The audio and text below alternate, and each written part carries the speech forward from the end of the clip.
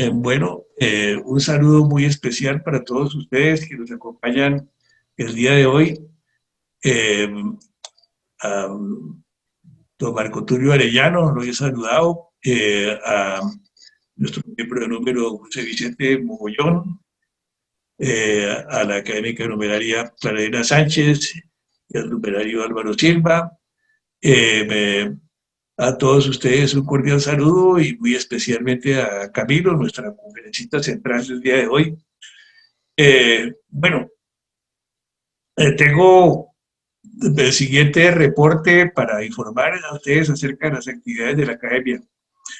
Eh, por fin terminamos la publicación de dos volúmenes importantes por el tamaño, son de 550 páginas en promedio los dos, o sea, de 1100 páginas acabamos de publicar. Una es el cuaderno número 3 de Historia de la Ingeniería en Colombia, eh, que es sobre la agroindustria procesadora de cereales, la tesis de doctorado de nuestro académico numerario don Álvaro Castillo Niño, tesis de doctorado en Historia de la Universidad Nacional.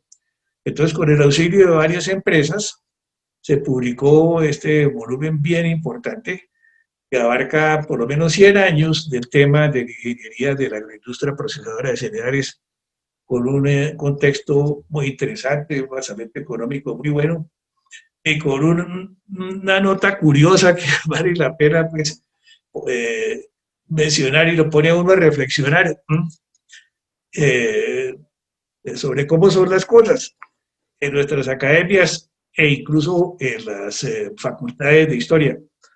Eh, pues parece que el académico Castillo aportó pues a su trabajo bastante extenso e importante, resumiendo pues la experiencia de él y de su padre en este tema de ingeniería agrícola.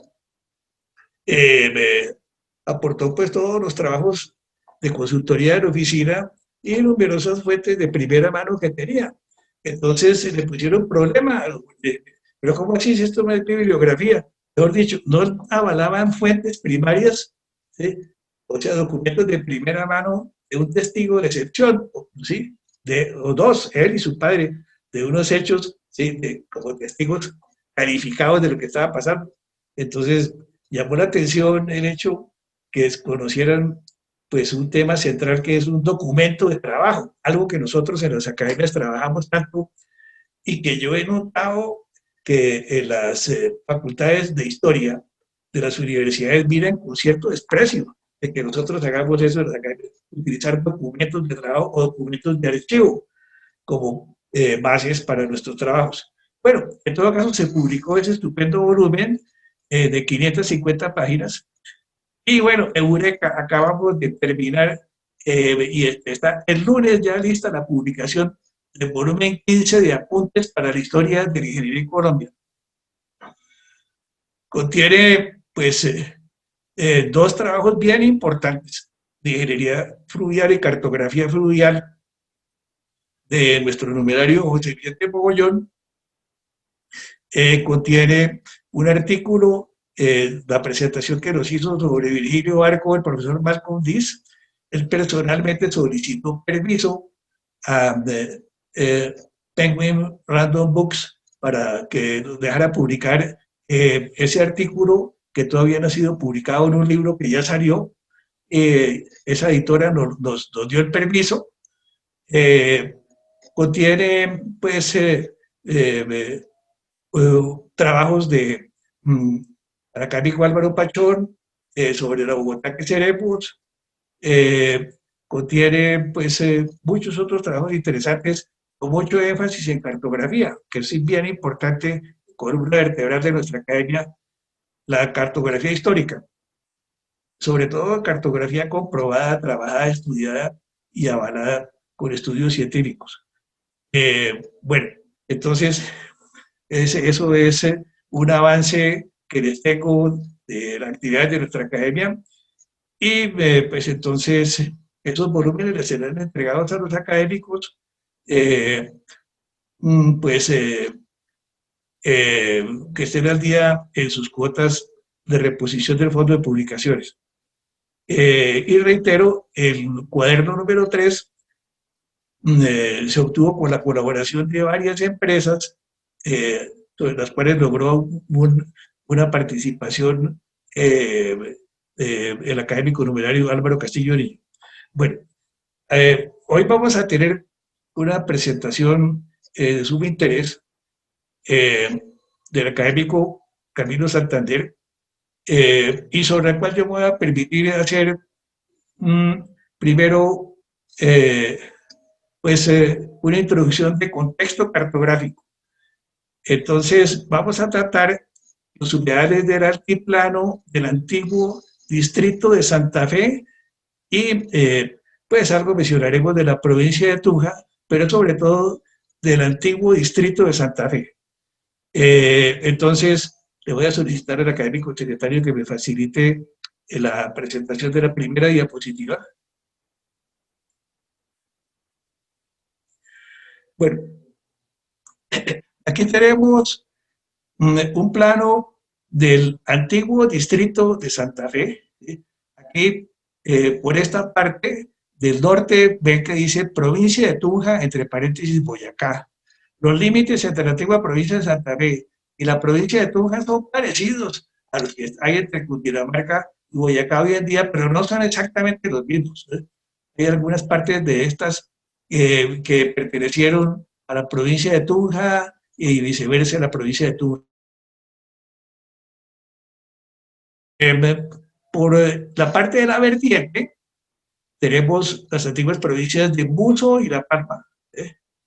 Y a partir de este eje, vamos a tener del eje que pasa cercano a, a La Vega, ¿sí? Tenemos hacia el sur y hacia el Magdalena la antigua y enorme provincia de Tocaima.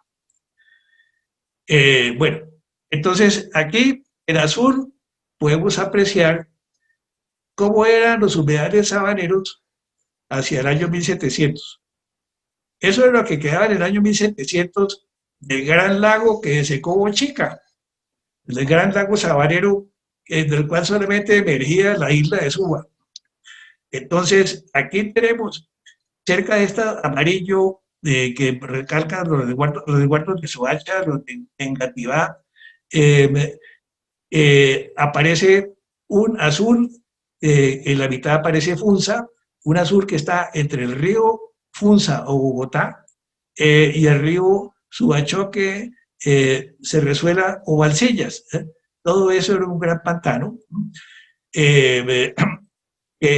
Según narra el cronista Rodríguez Freire, llegaba hasta techo.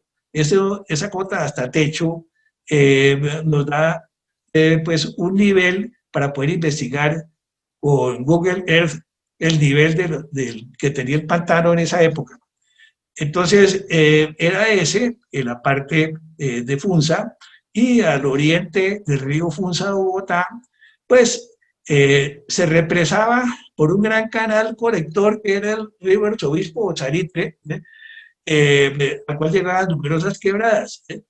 Entonces se formaba como un par de islas que eran los antiguos ejidos y dehesas del Salitre y de Puente Largo, por los cuales se salía y se pasaba por la isla de Suba a ingresar hacia Zipaquirá y de ahí hacia el norte, es el antiguo camino de Suba y Zipaquirá, el camino de la sal. Hacia el sur estaban los pantanos inmensos que hacían las quebradas de Boza, de Tujuelo y de Chihuahua, que todavía se hacían inmensos hasta que se construyó la represa Cantarrana, donde tuvo que ver nuestro académico fundador Álvaro Silva Fajardo, perdón, Germán Silva Fajardo, el primo de Álvaro. Bueno, hacia el norte de ese canal colector que era el río Arzobispo, y llegando hacia él, hacia el oriente, pues afluían numerosas quebradas que también hacían sus respectivos pantanos. Ustedes recuerdan tal vez los que son mayores, el antiguo lago Gaitán, cercano al a la autopista del norte, al Monumento de los Héroes, era grandecito y había muchos pantanos allí hacia el occidente, hacia el río Bogotá, Chapinero, y eran mucho más grandes a medida que regresamos hacia atrás. Y en el valle de Usaquén, pues eh, recuerda uno también antiguos pantanos, uno de los cuales existe todavía por el eje de la autopista antiguo Camellón de los Virreyes hacia el norte. Bueno, más hacia el norte, pantanos grandes se hacían también en las numerosas quebradas que llegaban al norte del Arzobispo, ¿sí? Hasta el sitio del Puente del Común, y adelante del Puente del Común el río Teuzacá, colector de muchos aguas y escorrentidas del Valle de la Calera, pues también formaba grandes pantanos hacia su empate con el río Funza. Adelante de esos pantanos, eh, pues se encontraba la confluencia del río Checua con el río Bogotá, y grandes pantanos se hacían en esa zona del río Checua, en los cuales se encuentra la hacienda Susatá, en los cuales se desarrollaba y se ha venido desarrollando en los últimos 50 años la labor de IPROA del académico Camilo Santander en la restauración de esos acuíferos, que ya nos contará en su conferencia. Siguiente diapositiva, Luis Felipe, por favor. Bueno, este es un esquema de cómo eran lo que les acabo de escribir, los pantanos al comienzo de la colonia.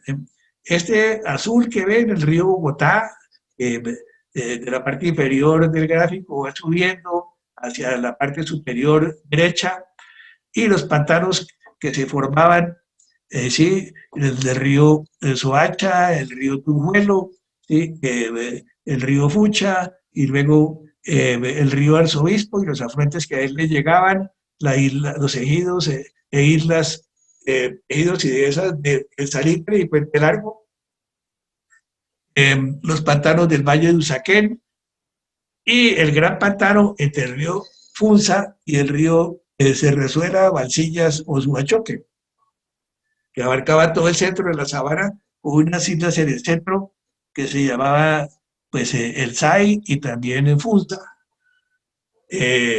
Entonces, eso era lo que había al comienzo. El camino natural era pasando por esas islas, debajo del canal conector de Salitre y Arzobispo, a Suba, a Chía, pasando por algo que se llamaba la balsa de Chía o la balsa de Cota, probablemente porque eran balsas de juncos que utilizaban los aborígenes para pasar de un lado a otro. En la colonia se reemplazaron, como pasaron en muchas partes, y como relata don José Manuel Marroquín, vecino de la zona aquí al norte de la hacienda Yerbabuena, que quedaba aquí, que se reemplazaron por puentes de madera, que a menudo se nos llevaban pues, la corriente porque fallaban los cimientos o por las avenidas.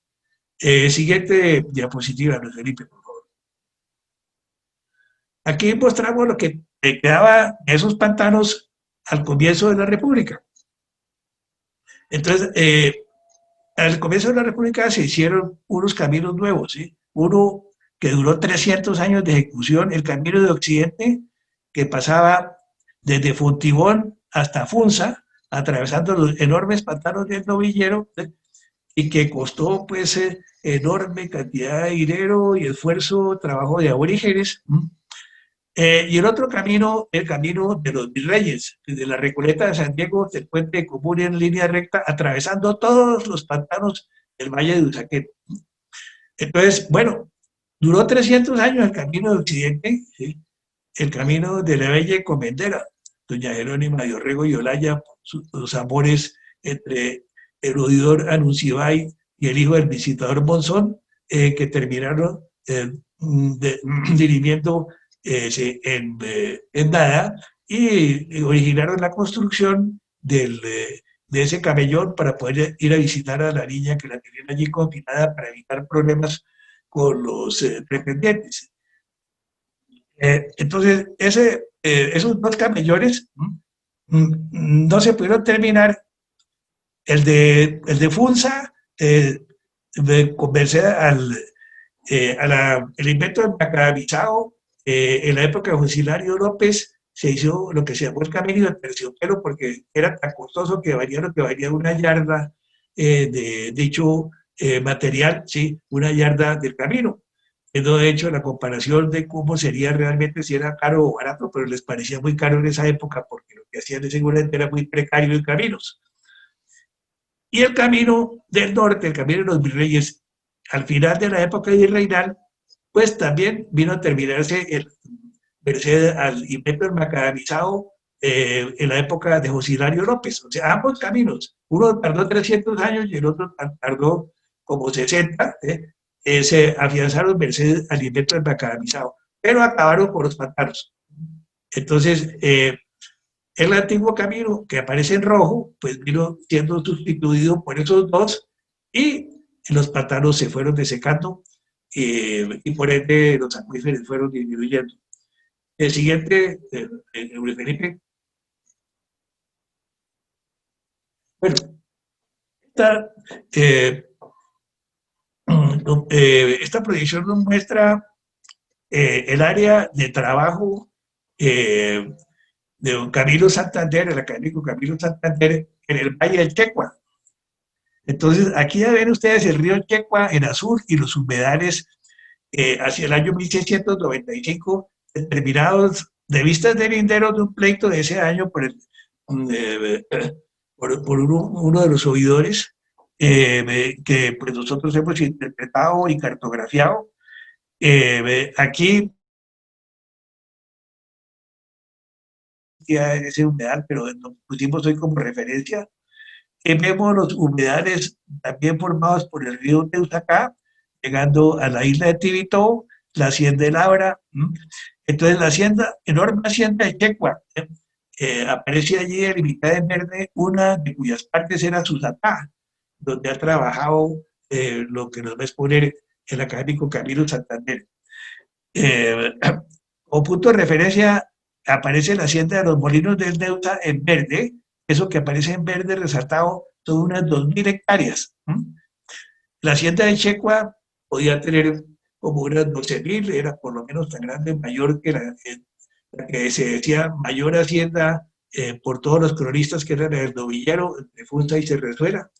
Resulta que aquí en el norte había haciendas tan grandes o mucho más grandes que esas, como Tilatá y Chaleche, aquí al oriente de la que les acabo de mostrar, o la que no aparece aquí en el plano, la grandísima hacienda de Pausamita, en Usate, en Ubaté. Y aquí aparece la laguna de Cucurubá. Es interesante anotar otro gran humedal, ya en parte desecado por esa época, eh, según don Manuel Ancísar, en la peregrinación de Alfa, de la Comisión Coreográfica, la laguna de Cucurubá se unía con la de Fúquene, en esas épocas de la visita de la Comisión Coreográfica. Bueno, en las diapositivas anteriores vimos cómo el camino del norte con el macadamizado, el camino del occidente con el macadamizado, pues se fueron acabando con los pantanos, pero avanzó mucho en la construcción de obras. Aquí pasó que el ferrocarril del norte, del cual nos habló el académico Osvaldo Escobar Muriel, en la pasada reunión, pasaba por este valle, llegando a Zipaquirá, y no era Zipaquirá, y luego, siguiendo, se plegaba un poquito el curso del río Bogotá y subía por el cerca de la hacienda Ovejeras para meterse por Lenguasaque a seguir hasta Fúquene y llegar a Chiquinquirá y luego a Barbosa y Puente Nacional con el ferrocarril del norte. Entonces el ferrocarril del norte, tomando esa ruta del camino de los virreyes, ¿sí? Camino del norte, ¿sí? Acabó también con gran parte de esos pantanos. Bueno, hasta aquí mi introducción muy breve sobre el tema de la cartografía histórica de los humedales del altiplano del distrito de Santa Fe, que ya en esta zona empezaría a convertirse en esa época en la provincia de Tunja, la gran provincia de Tunja. Entonces, por esto voy a cederle la palabra pues, al siguiente punto del orden del día, al académico Camilo Santander, interesantísimo trabajo que también abarca la prehistoria, la historia y el futuro de esos humedales y acuíferos de la sabana. Siguiente punto del orden del día, académico secretario, Doc. Quinto, conferencia del académico correspondiente don Camilo Santander Méndez, pasado histórico, presente y futuro de los humedales y acuíferos del altiplano, el caso del humedal del Checua. Bueno, un saludo especial a todos. Mil gracias, Santiago, por la invitación y a nuestro querido señor secretario, el ilustre doctor, ¿cómo es que te llamas tú? Luis Felipe Telles. Bueno, hace un par de meses estábamos en pleno verano y nos dio por hablar de la importancia del agua. Hoy tal vez hubiera querido haber preparado una charla acerca de las chimeneas alemanas que son buenísimas y que cuestan nada, con un par de palitos caliente uno en la casa toda la noche. Pero veo que todo el mundo está más que abrigado. Bueno, entonces démosle inicio a la charla. El agua es la fuente de vida. Sin agua no hubiera vida. 97,5% del agua está en el océano. Esto nos deja un 2,5% de agua fresca, según el Ministerio del Medio Ambiente colombiano, de la cual el 70% está en los casquetes glaciares y una pequeña parte en los ríos, un 0,03%, lagos y lagunas. El agua subterránea representa el 30% del agua a la que podemos acceder. Es una parte tan importante que la mitad de la población del mundo depende del agua subterránea. Desafortunadamente, mucha de esta agua está contaminada y no se puede usar para el sustento humano. Vamos con la siguiente. Ok. Los orígenes de nuestro planeta son muy calientes. Esto era en esencia un pedazos de estrella que se unieron y con el tiempo se fueron aglomerando y cosas vinieron de siderales vinieron y lo agrandaron y se volvió una gran bola, pero lo que enfrió el planeta y lo hizo vivible fue el agua que llegó de fuentes siderales. Entonces, tenemos que hace aproximadamente 10.500 años terminó la época del glaciar. Desde los 18, 20.000 años hasta los 10.500 años de nuestro día de hoy, la temperatura subió y llegó una masa enorme de agua que subió el nivel de los mares 180 metros y un poquito más. ¿Se imaginan ustedes la cantidad de agua que eso representa? Algunos han especulado que esa agua vino de meteoritos, como el que se muestra aquí en la siguiente gráfica a mano izquierda. Un meteorito puede tener el tamaño de la sabana de Bogotá y acabar con lo que haya en la Tierra en ese momento, con el golpe tan tremendo que le da la Tierra. Lo que otros asumen es que algunos de esos meteoritos traían moléculas de agua, pero moléculas de agua no son lo suficiente para subir los océanos 180 metros o más. Mi experiencia ha sido muy viva y fue personal, y esta fue navegando, porque pues, yo en mi vida navegué bastante en velero, y una vez viniendo de las Bahamas hacia Puerto Rico, decidimos recalar en la República Dominicana, y por la noche, a la medianoche, ya pasada la medianoche, a la 1 de la mañana, me golpeó el amigo que estaba manejando el velero en ese momento y me dijo: Camilo, sube por favor, hay un barco que se está hundiendo en emergencia. Digo yo, qué cosa tan rara. Espero no les aburre el cuento, pero el tema es que en ese momento él estaba observando una explosión blanca en el firmamento enorme. Y en ese momento comenzaron a llegarnos cientos y cientos de, supongo yo que eran bloques enormes de hielo, que al entrar a esa velocidad enorme que traían a la atmósfera, fueron explotando a nuestro asombro y a nuestro susto de que nos fueran a desaparecer. Bueno, Entonces, ni idea de qué estaba pasando, no teníamos idea. Llegamos a Samaná, al puerto de la República Dominicana, entramos a una tienda y veo yo el periódico. El 30 eh, de, de noviembre, lluvia de meteoros, y alguien anotaba lluvia de cometas. Pues resulta que, a mi modo de ver, era la parte de la cola de un cometa, y resulta que averiguando encontré que era el cometa 55P, que llaman Temple Tuttle, de las dos personas que lo descubrieron, y ese cometa regresa a las cercanías de la Tierra cada 30 años, y posiblemente haya sido uno de los cometas que se estrelló contra la Tierra hace 10.500 años. Fue de tal magnitud ese estruendo. Este es digamos, la órbita del Temple Tuttle, si la ven, ¿no? Aquí está la Tierra, aquí está Marte, y aquí entonces pasa cada 30 años dando esta vuelta elíptica.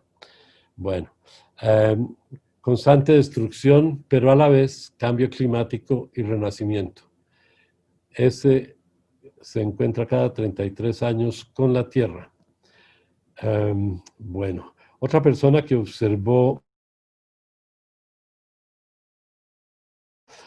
y su llegada a la Tierra a la cola fue Alexander von Humboldt, exactamente en Cumaná, Venezuela, una noche más o menos a la misma hora que nosotros lo observamos, y él y Von Plan lo observaron, y escribió a raíz de eso Alexander von Humboldt un capítulo completo, muy extenso, como era él muy dedicado a la ciencia, sobre los meteoritos y los cometas. Bueno, entonces tenemos que el agua llegó del cielo.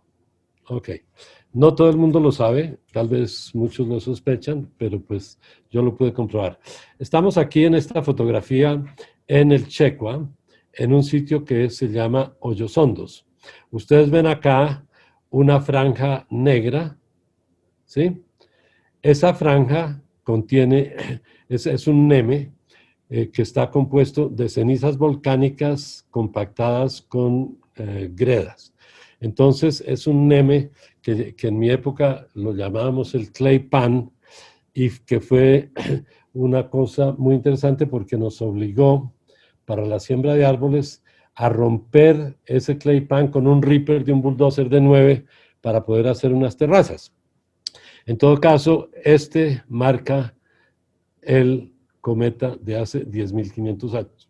Lo curioso y simpático es que un día llego yo a la finca y encuentro yo allá a un señor muy querido de pelo blanco mirando las plantas, y se me presenta y yo le digo y le pregunto quién es, y él me dice que es este señor que está acá, que ustedes a lo mejor lo conocen, Tomás van der Hamen. ¿Ok? Tomás, a partir de ese momento, se volvió un compañero inseparable de la finca nuestra y de lo que sucedió en la finca. Y casualmente con él aquí ustedes ven en el piso, lo que ustedes alcanzan a ver son los restos, perdón, de un mastodonte. Ese mastodonte está ya armado, reconstruido, y se encuentra en el Museo de Ingiominas, que ahora se llama...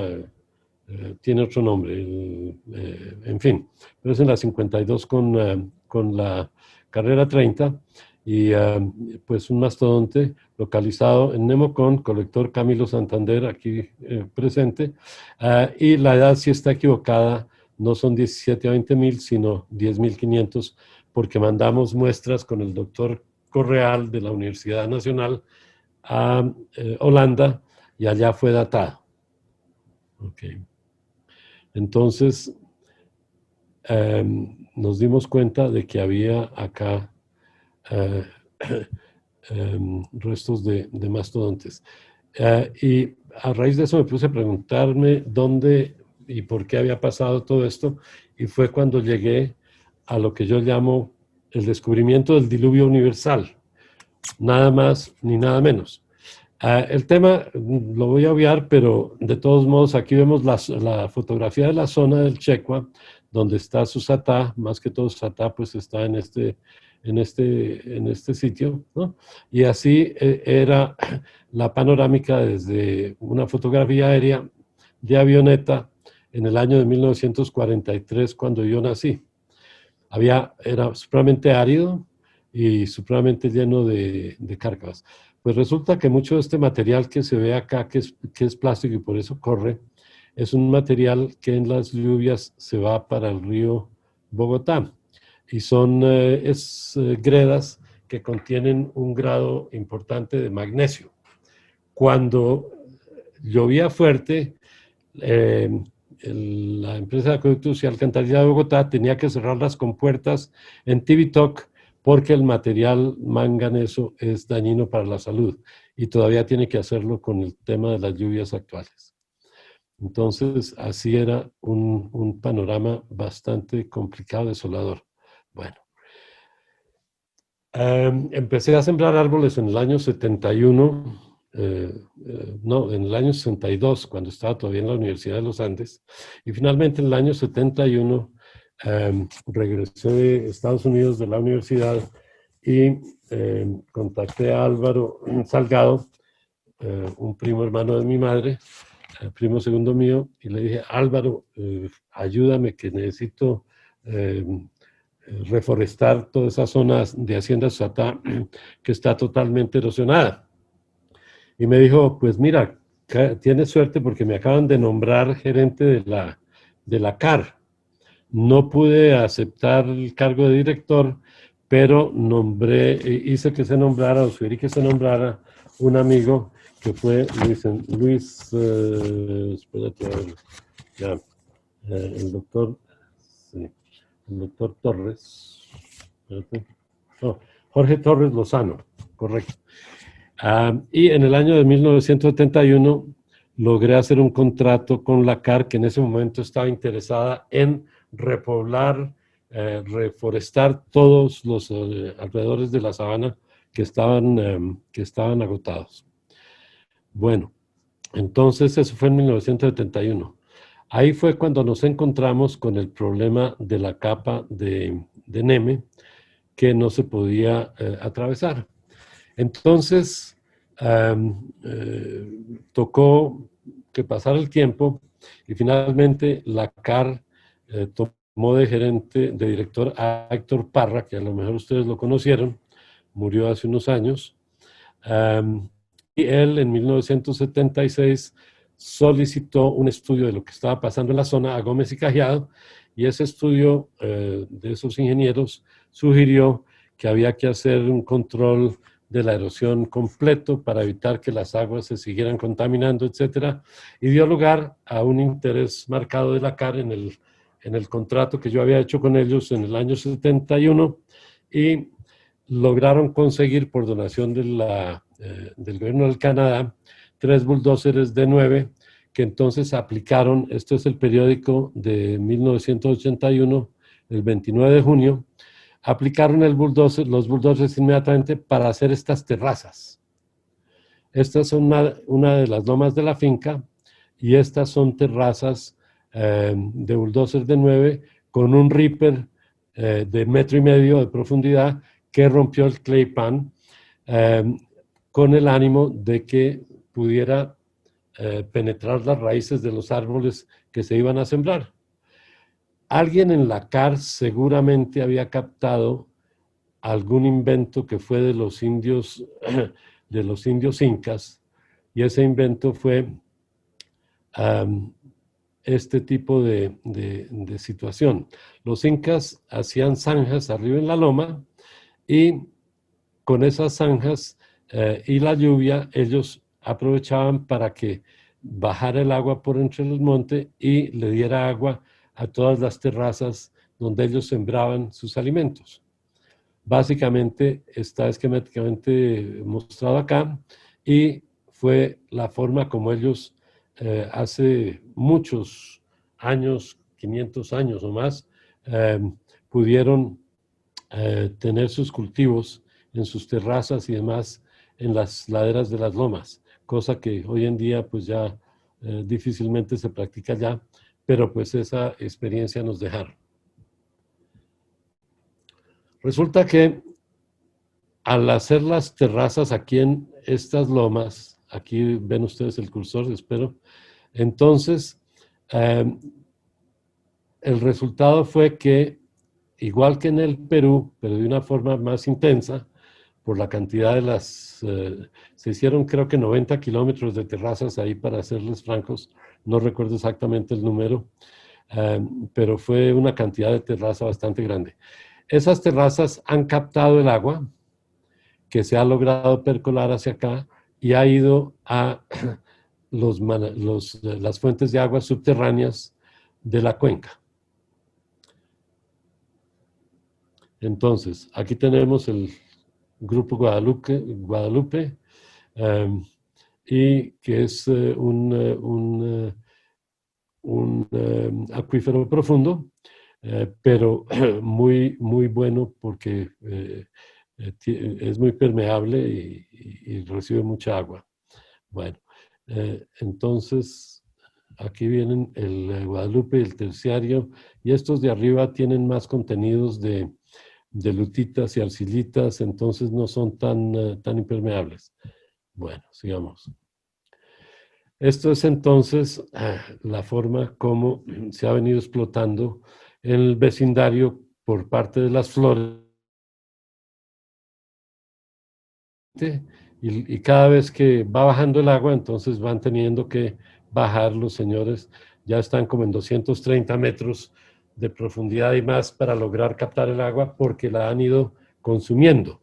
Resulta que el agua, como vino del cielo en esta cuenca que es como una olla, pues es como un fósil que ahí quedó. Y cuando había mucha agua en esta cuenca, pues no estaba abierto el Tequendama y seguramente era un lago, un panorama netamente lacustre. Bueno, hoy en día esto es más o menos el panorama de la finca. He logrado crear unas represas.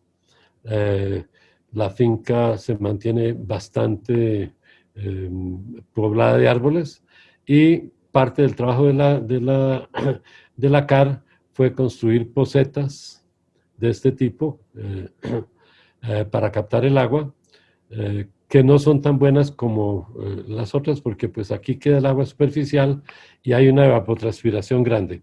El nivel de las lluvias en el Checua es del orden de 400 a 450 milímetros.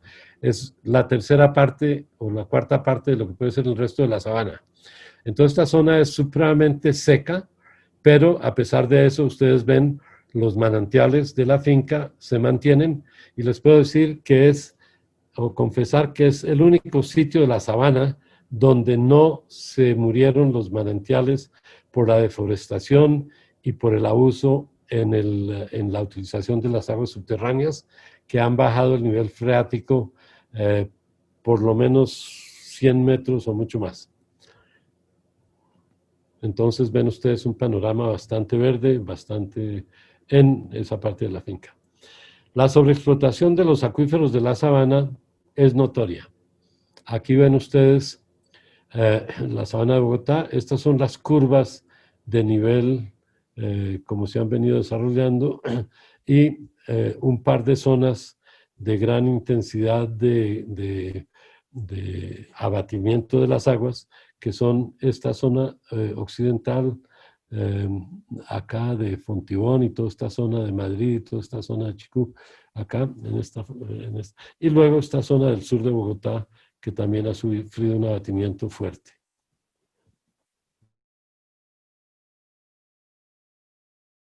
El río Chicú, aquí la densidad es del orden de 9.000, perdón, sí, de 900 y pico de pozos por kilómetro cuadrado. Entonces, una sobreexplotación tremenda para diferentes fines. Y aquí en el sur de Bogotá se ve también un abatimiento supremamente fuerte de los acuíferos. En esta gráfica se observa más que todo dónde son las zonas más críticas. Aquí en la zona roja, aquí en esta zona central bastante, y menos en esta zona de la Sabana Norte, ¿no? Aquí está Ubaté y aquí está el Checo.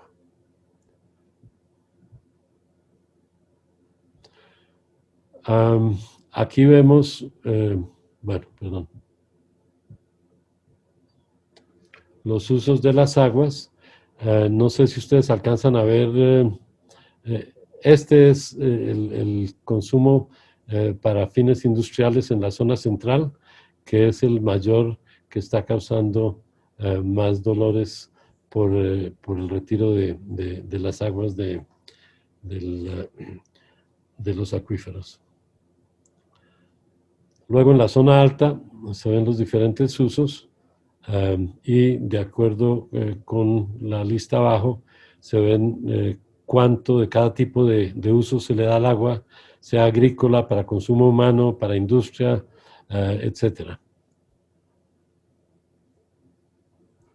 Este es el perfil topográfico de la sabana de Bogotá, básicamente mostrando el valle, los valles, las cuencas y las montañas. Vemos acá entonces cómo fluye la hidrografía de los riachuelos y ríos y quebradas, entonces de esta parte norte hacia el sur, y cómo baja de las lomas hacia el valle, ¿no?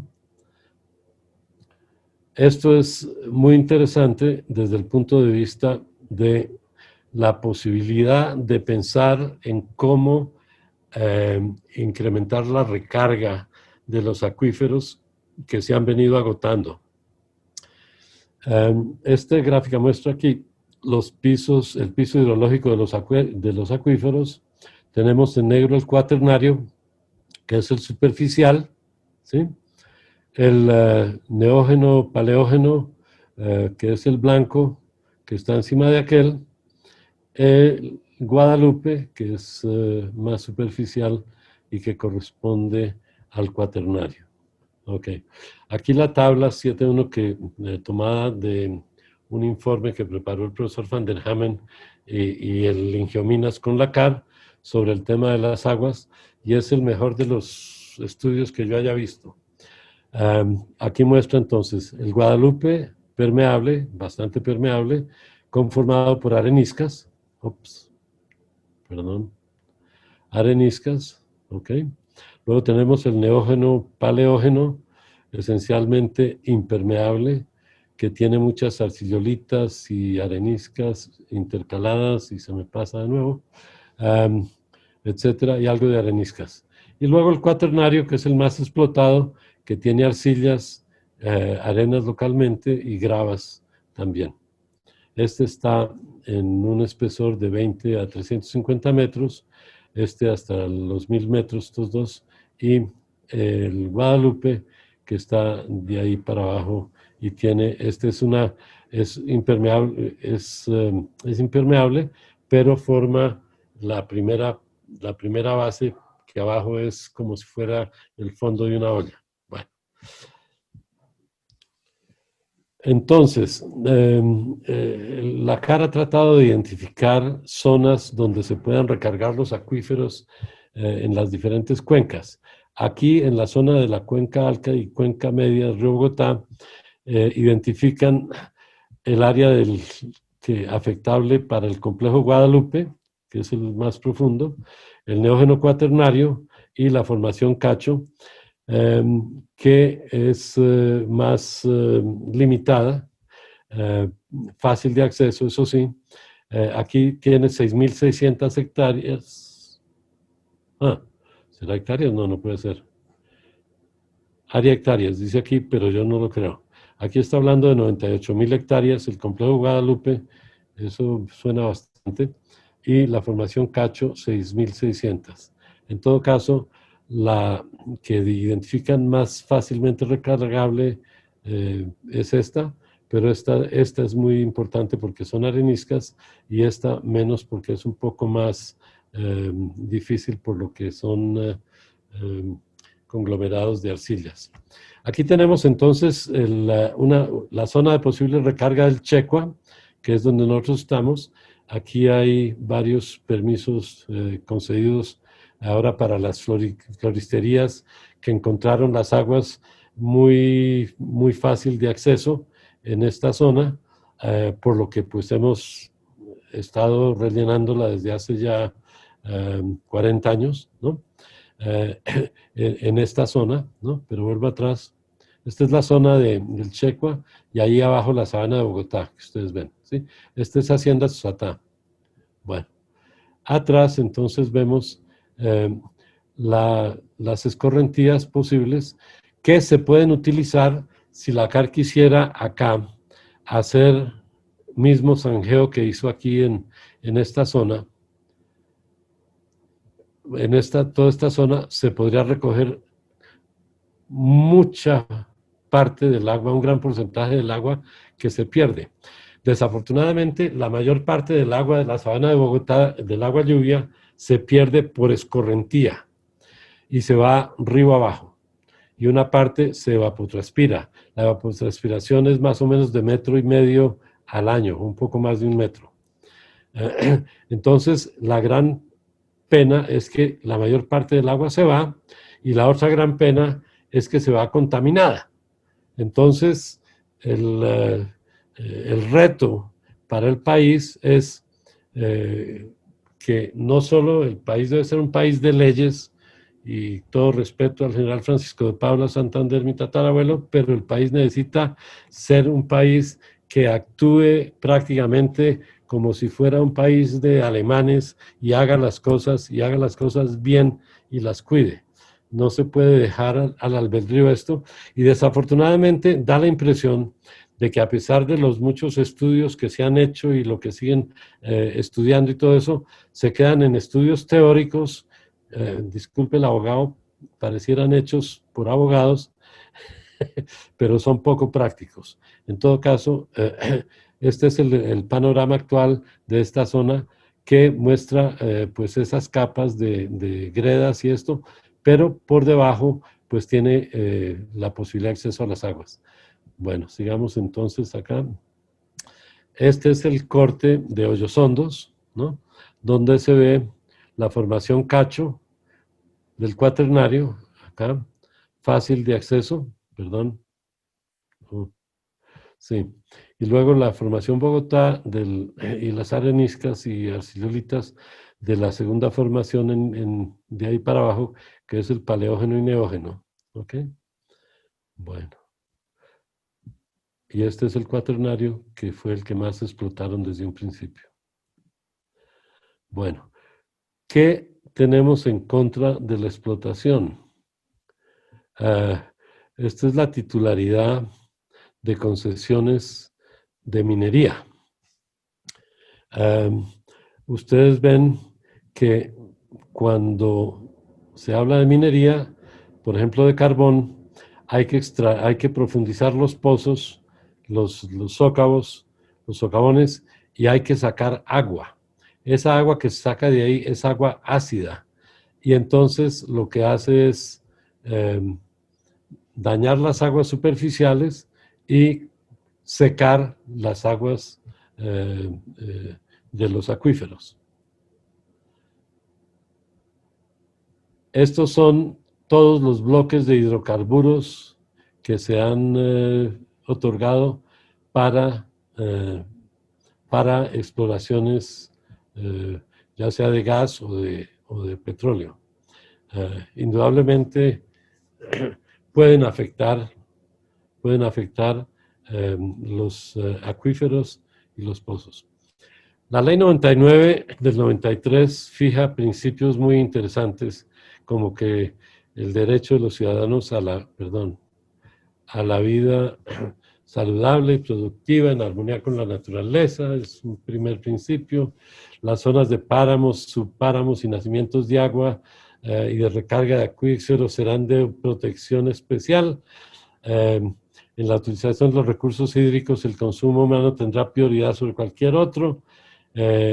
Y bueno, medidas eficaces deben tomarse para impedir la degradación del medio ambiente. Esto está muy bonito en papel, pero hay toda clase de impedimentos. Primero que todo, que la gente necesita utilizar el agua para la agricultura, entonces sacan el agua de los pozos, ya sea legalmente, generalmente, pero hay mucha gente que también saca el agua de manera ilegal. Hay muchas leyes, como ven acá, pues seguramente es parte de lo que hay aquí, para la gestión ambiental, pero resulta que sigue habiendo el gran problema de que están utilizando los acuíferos y los acuíferos están desapareciendo. Entonces, disculpen, ok. Entonces, básicamente, ahí tenemos el tema. Lo que se ha logrado en Susatá ha sido virtualmente lograr el equilibrio entre la recarga y el consumo local en la cuenca, cosa que debería ser el objeto para el futuro en el resto de la sabana. El estudio que llevé a cabo hace 5 años, lo presenté ante el Banco de Occidente, que tiene un concurso que llaman Agua Azul cada año. Desafortunadamente no me dieron ningún premio y, como dijo alguien, es muy fácil, y era de nuestra época para los hombres, el credo de que teníamos que tener un hijo, sembrar un árbol y escribir un libro. Alguien acotó que lo difícil era criar el chino, ¿no? Que no le tumbaran el árbol y que le leyeran el libro. Obviamente el mío no lo acabaron de leer y tampoco lo acabaron de leer el libro fantástico o el estudio fantástico que hizo Tomás van der Hamen en asocio con Sergio, Sergio, ¿cómo se llama? Espérate un segundito. Bueno, con Sergio Gaviria y otros en el Ingio Minas desde hace 15 años también, y que tiene unas recomendaciones supremamente prácticas e importantes. Entonces, eso es el tema que les quería comentar en el día de hoy. Espero que les haya interesado y espero pues que tengan algún comentario que hacer o una sugerencia que puedan sugerir. Muchísimas gracias, señor presidente, y muchísimas gracias, señor secretario, y todos. Muchas gracias al académico Camilo Santander por su muy interesante exposición sobre los acuíferos, en este caso, del altiplano. Y bueno, antes de abrir la mesa redonda, pues yo tuve la oportunidad de leer pues un trabajo bastante extenso y muy bien documentado, Dios, y además lleno de un acervo de experiencias ahí en in situ, pues muy importantes. Entonces veo que tuvo que hacer grandes recortes para ajustarse pues a pues al horario que le dimos. Pero quisiera, antes de abrir la mesa redonda, pues, solicitarle a Camilo que nos hablara un poquito sobre las posibilidades de esos acuíferos para la población, de esos acuíferos que es tan denodadamente propende defender basándose en los estudios del profesor André Jamen, en la arqueología de Correal, en la asesoría de Gaviria, etc. Entonces quisiera que Camilo nos explicara un poquito sobre las perspectivas de todo esto.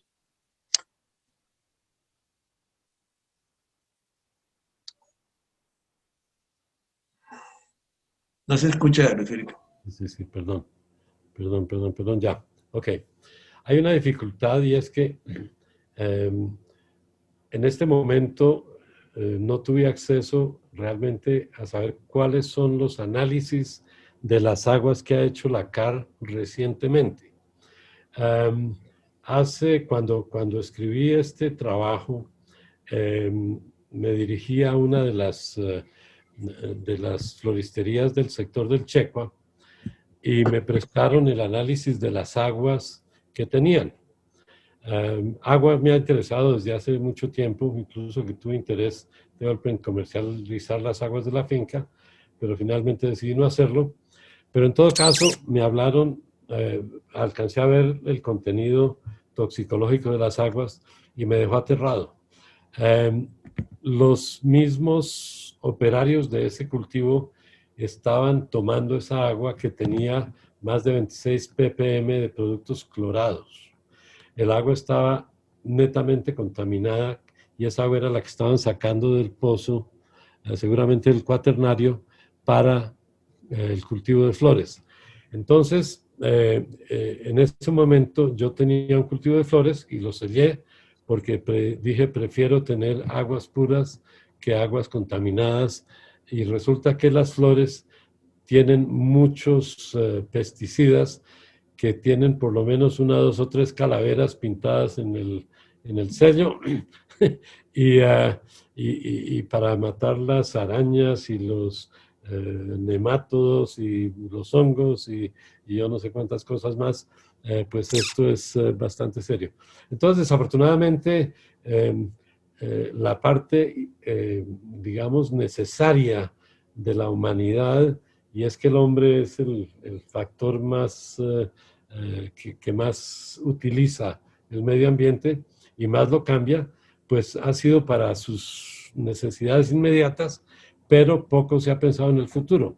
Mismo las industrias, pues no tengo realmente actualizado qué niveles de contaminantes han introducido en el agua subterránea. El otro punto grave de contaminación viene siendo las aguas negras de la sabana, que pues no sé a dónde van sin tratar, pero a veces ni quiero saberlo. Pero me pregunto si las PTAs de Bogotá ya están funcionando, si hubiera la posibilidad, por ejemplo, de separar las aguas lluvias, que son relativamente puras, de las aguas servidas en la ciudad de Bogotá, que tiene 6 o 7 millones de habitantes. Ya toda la cuenca tiene por lo menos 10 millones de habitantes, entonces hablamos de cifras que se le salen a uno de la cabeza por sus implicaciones. Entonces, ese aspecto de la contaminación queda como para otra investigación, ¿no? Pero en cuanto al tema de recarga, que es vital también para disolver cualquier cosa que tengan las aguas que no las deje ser potables, el tema muy importante es la recarga de los acuíferos. Y esa recarga, en mi modo de ver, es muy posible y muy poco costosa comparado con otras fuentes para guardar el agua. Porque si uno hace una zanja con un bulldozer o pela 5 kilómetros con bulldozer y toda esa agua se consume, pues eso es una gran cosa y evita, digamos, las crecientes como la que estamos viendo hoy en el río Bogotá, que aparentemente está muy crecido. Hace 2 semanas y media que estuve por el río Bogotá, estaba seco. Ahorita está que se desborda aparentemente el río Bogotá. Entonces, ese tipo de cosas nos aprovechan las aguas para que no se pierdan cuando hay extremos de lluvias y nos permiten utilizarlas con el tiempo. Ciudades como México City dependen casi enteramente de las aguas subterráneas. Otros sitios del mundo como la India dependen en gran medida de las aguas subterráneas. En todo Rayastán ve uno a las mujeres, cada pueblo tiene una bomba de agua manual y allá van las mujeres con sus chorotes y activan el agua, llenan el chorote, se lo ponen en la cabeza y se van caminando a la casa con el agua. Allá la gente tiene un consumo relativamente bajo de agua por ese motivo. En cambio, en México City están consumiendo 335 más o más litros diarios por persona. En Bogotá estamos consumiendo del orden de 150 litros por persona. Y gracias a eso se ha logrado que el agua siga alcanzando para la población.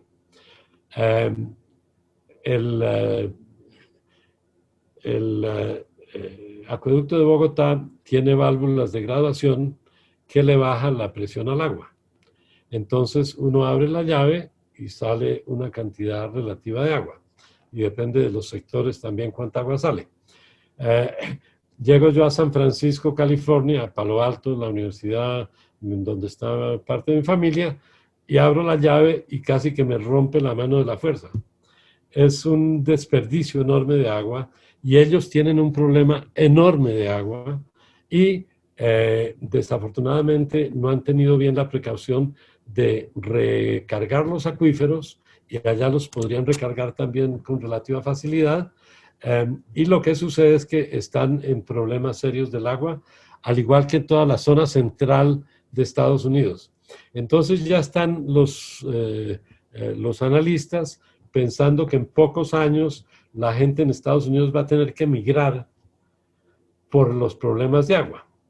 Unos por la escasez de agua, otros como en la Florida porque el agua salina está entrándose a las aguas dulces. Entonces, pues vamos a ver que en el mundo entero y con esta variación de climas tan grande, pues pueden haber mayores problemas hacia el futuro. O sea que necesitamos ponerle mucha atención al tema agua desde el punto de vista de los ingenieros en Colombia y en todo el mundo. Pues gracias, Camilo. Bueno, me refiero a otro punto de contexto de su trabajo que no alcanzaste a mencionar. Colombia es conocido como pues, un país con enorme potencial de reservas de agua, los páramos y todo aquello, y bueno, estamos hablando de un estudio de caso que presentaste de un lugar bastante deteriorado desde las épocas de que la mitad leñera para la cocción de la cerámica para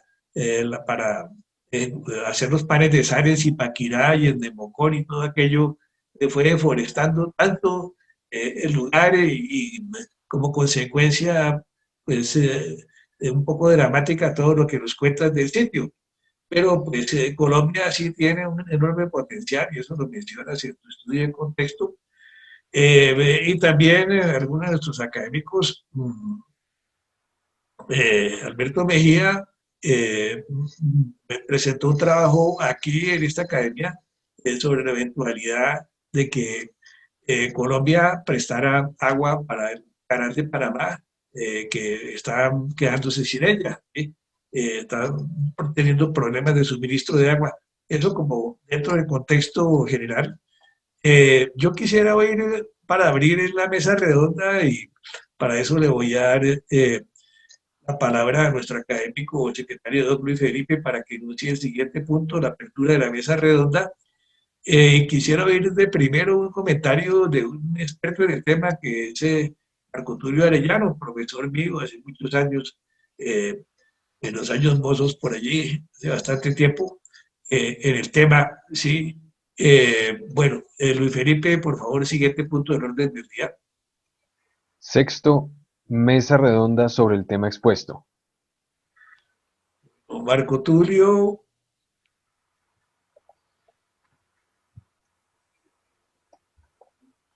Marco Tulio está. Tiene que abrir el micrófono. Ya logré. Bueno. Es que esto es duro para el campesino, mijo. Gracias, Santiago, por el inmerecido mención que haces de mi persona como conocedor de esto. Yo tendría una observación general y es que el potencial importante de aguas subterráneas en formaciones hidrogeológicas como la sabana de Bogotá o la cuenca alta del río Bogotá está en el terciario, en la formación Guadalupe. La posibilidad de aguas subterráneas en los acuíferos del cuaternario, pues por supuesto son formaciones que contienen agua, pero su textura arcillosa, o sea, suelos finos en general, con algunas intrusiones de arenisca, que forman lo que se llama acuíferos suspendidos o incrustados. De todas maneras, ese potencial de aguas subterráneas del cuaternario, o sea, de la parte superficial de la sabana, es muy bajo, ¿no? Los rendimientos son sumamente bajos porque la conductividad hidráulica de esas formaciones pues es muy baja. Son formaciones de suelos finos, repito, arcillosos. El gran potencial está en el terciario, en la formación Guadalupe, que por supuesto en zonas como Funza, ese terciario está a 300 o 400 metros de profundidad. No quiere decir que no se pueda explotar.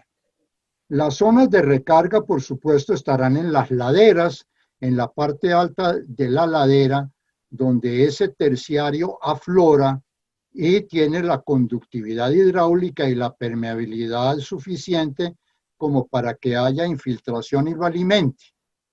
Entonces, creería yo o comentaría en general que el potencial está en el terciario, en el Guadalupe, con sus zonas de recarga que hay que proteger y mantener con una cobertura vegetal que redima y dé la oportunidad de infiltración para que reduzca la escorrentía superficial y le dé la oportunidad a la lluvia de infiltrarse y alimentar ese terciario.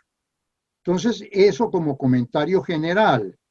Entonces, creo que el potencial está en el terciario, sus zonas de recarga están en las laderas de los cerros circundantes de la sabana, que es donde habría que proteger la cobertura vegetal para favorecer la infiltración antes que la escorrentía superficial.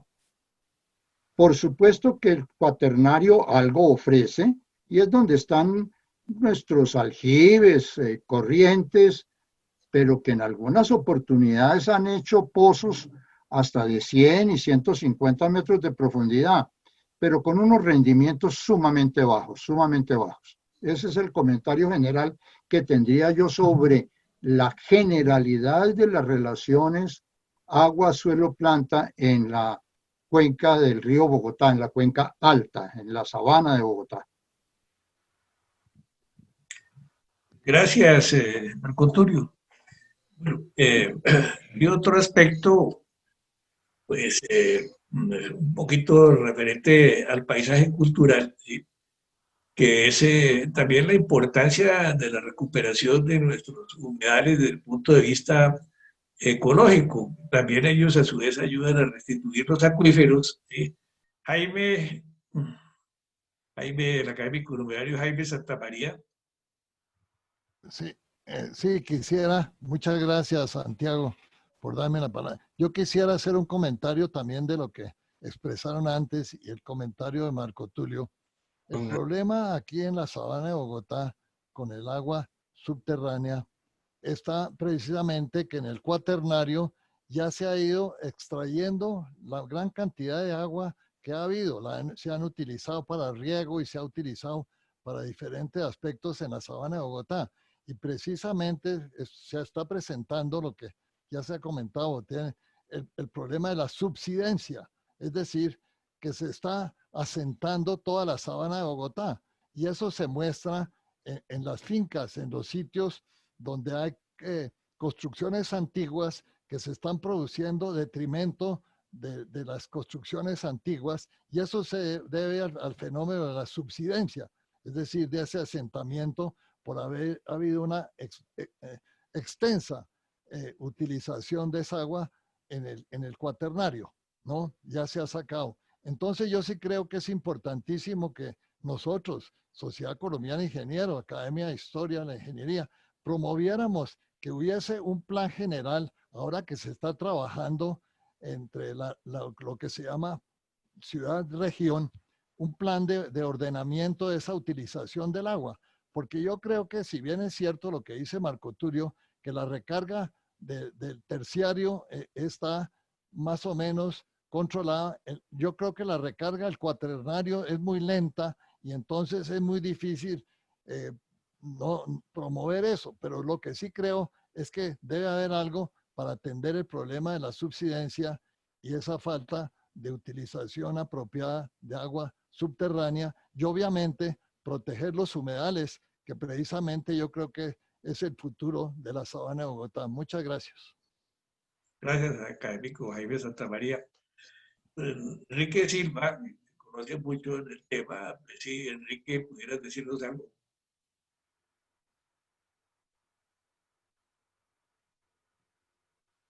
Enrique, bueno, Clara Elena, académica numeraria Clara Elena Sánchez, tiene la palabra. Bueno, muchas gracias. Saludos para todos.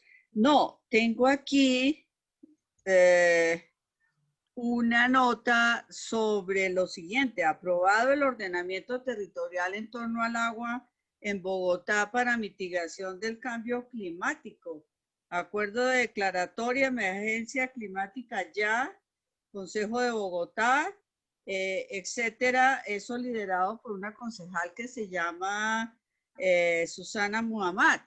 Me gustaría saber si los académicos acá conocen ese plan de ordenamiento territorial en torno al agua y qué opinan de eso, dada la charla de hoy. Gracias. Gracias, Clara Elena. Bueno, ¿algún comentario al respecto?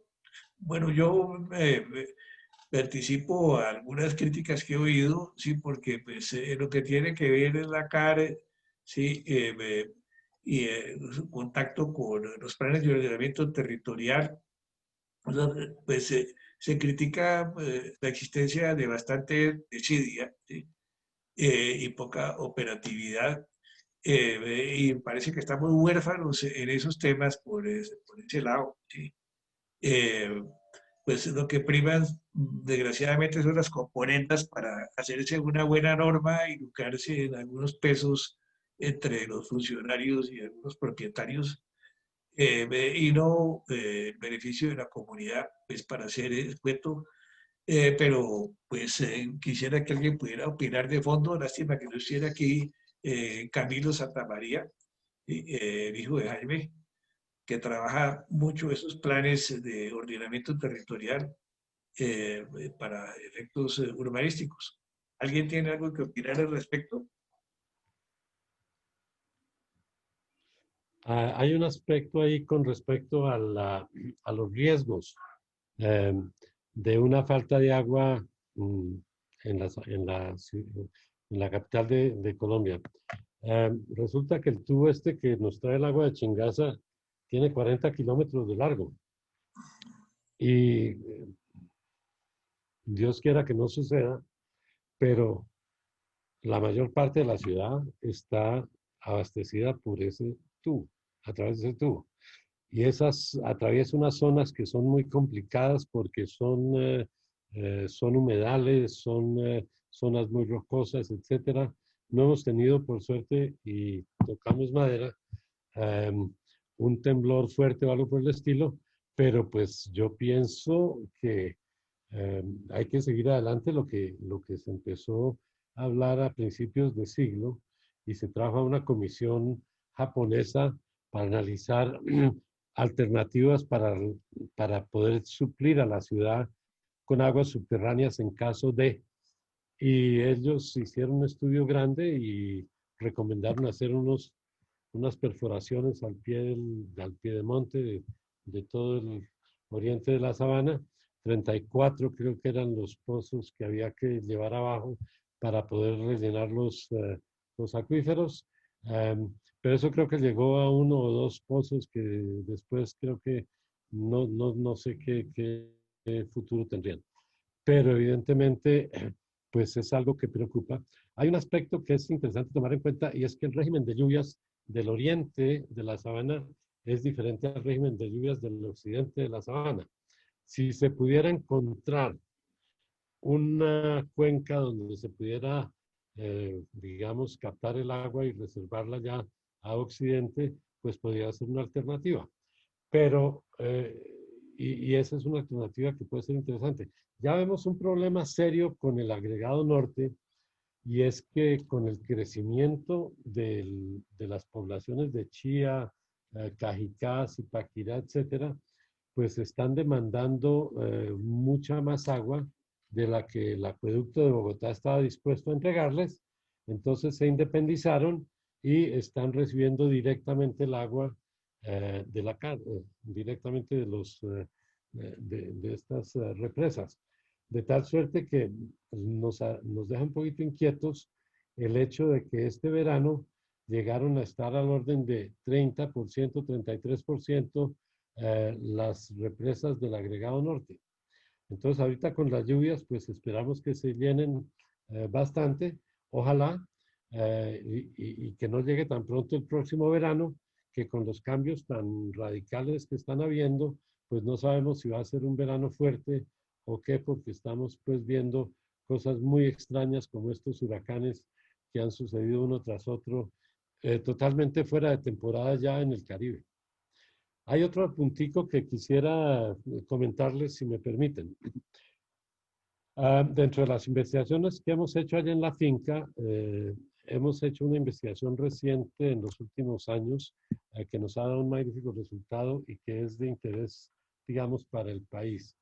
Uno de los problemas graves del país que alguien ha mencionado y estudiado, eh, alguien bastantes gentes, es el problema de la erosión gradual que ha venido sufriendo todo el territorio colombiano. Muchas zonas se han ido erosionando en buena parte por la cantidad de eh, abonos compuestos que utilizan y eso no solo que está permitiendo que se degraden las tierras, sino que además que se infiltren esos nitritos y nitratos a los acuíferos de todo el país.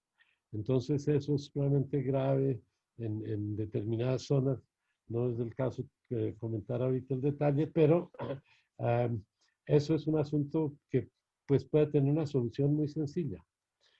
Y esa solución está descubierta en los últimos años, afortunadamente, y viene del Brasil. Se llama biocarbón. ¿Han oído hablar del biocarbón? Biochar, ¿no? Bueno, si no les cuento básicamente cómo es el tema. Descubrieron en el Pantanal unos geólogos que habían sitios circulares donde crecían profusamente los árboles y las plantas. Y entre sitio y sitio esto había caminos de comunicación de una civilización que ya no existe. Entonces, un geólogo curioso se puso a escarbar y a investigar y descubrió que el secreto estaba en lo que llaman la tierra negra, terra preta.